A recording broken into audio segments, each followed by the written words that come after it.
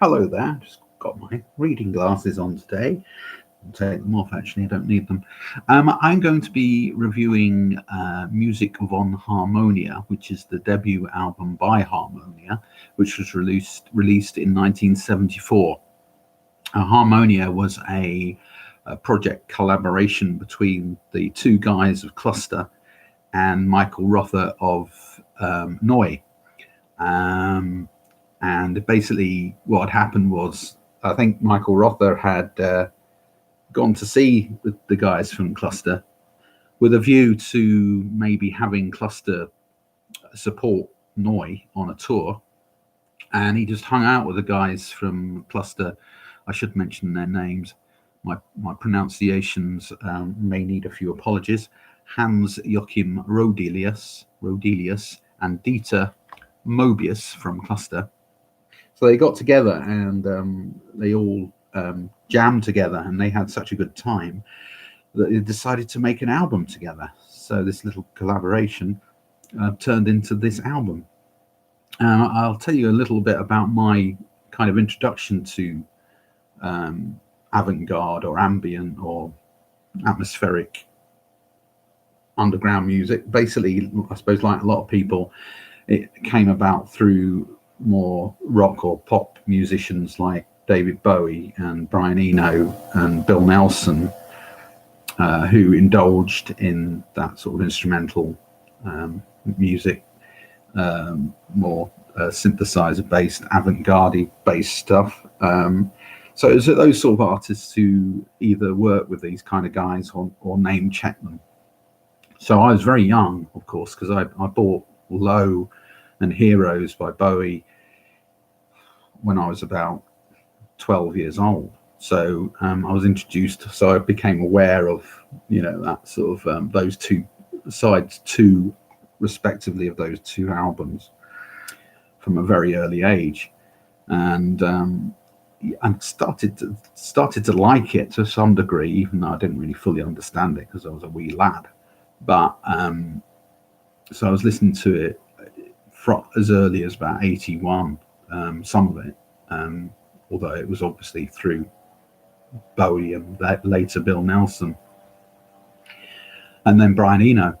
So but then when I got a bit older, in the mid to late 80s, I kind of got away from this sort of music and started to listen to a lot of indie music, and then retrospectively went back to listen to the more interesting, if you will, avant-garde, atmospheric music when I got a bit older, in my late teens, early 20s, and now, of course, I'm all over the board. So this album, Musik Von Harmonia, has this, obviously the word you can't avoid using, krautrock, lots of motoric beats, monotonous, repetitive, that sort of thing going on. But it's most of it's played by hand and using quite basic equipment, tape recorders. I think 3 tape recorders were deployed recording this album. I don't think there's any sequences of such, or there's a drum machine, very old drum machine on there, which is quite evident in a couple of the tracks, like the first track, Watusi. It's certainly evident in that. The second track on the album, which takes up most of side 1, forgive me for the pronunciation, Sier Cosmique. Very understated, this one. It's got this drum, like bass drum sound, but it's so distant. It's like a heartbeat sound, which just takes up in the background. Really nice atmospheric track. There's this vibrato atmospheric sound that you get quite a lot on these tracks, and this is quite evident. It's sometimes hard to tell which instruments are doing what. Minimal piano notes. Altogether, that track, the second track on side 1, is a really beautiful, relaxing, ambient interesting track. And then the last side on side one is a more of a driven, motoric drum beat, higher octane,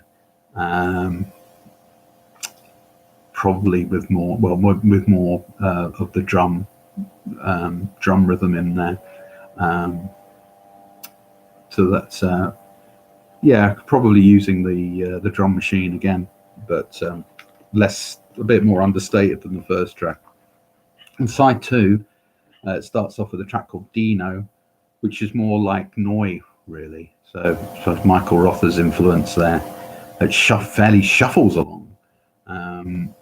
That track. And second track on side two, Ohrwurm, spelled Ohrwurm. This is more industrial and with crazy atmospheric sounds going on. Not a rhythm as such, but noises, interesting sounds. Almost sounds like an industrial. I can think of an industrial city like Sheffield or somewhere like that. These noises, and then track number 3 is called Ahoy, spelled Ahoi. This is a nice atmospheric track with a kind of an aqua underwater feel to it. But then, of course, it changes about halfway through and turns into this sort of more high octane dirge, chiming piano to fade. Track number 4 on side 2, Veterano, shifts along again with this motoric beat, repetitive piano line. Nice track. Guitar in one channel. Get a lot of this in this album. The guitar seems to take up one channel, and sometimes fizzes across. No sequences. Just you can tell it's being played live. And the last track on the album, one of my favorites, is called House Music. Haus music with a K at the end. Sounds like one of these sort of piano. Oh, it sounds like an old recording of a piano, beat up old piano, playing kind of like a repetitive, subtle tune. And then you got the percussion very quiet in one channel again, and these phase noises and guitars in this one channel, and then it all shifts. The channels shift, and you get things move over to the other speaker, and the sound changes.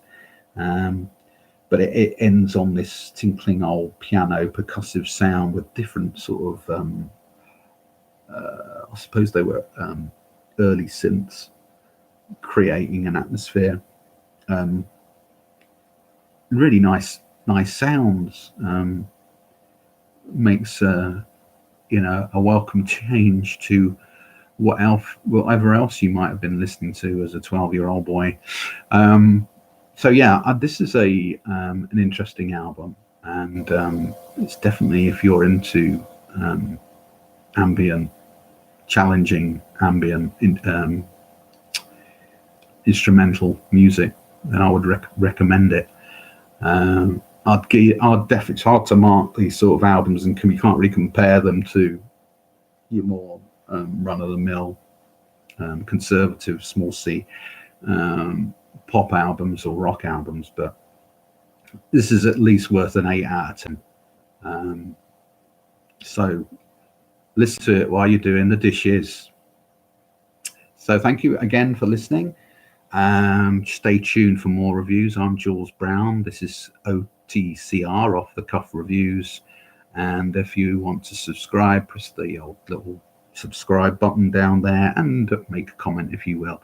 And it's always nice for you to tune in. Always appreciate it. Thank you very much for listening. I'm Jules Brown, and I'm signing out. Have a nice evening.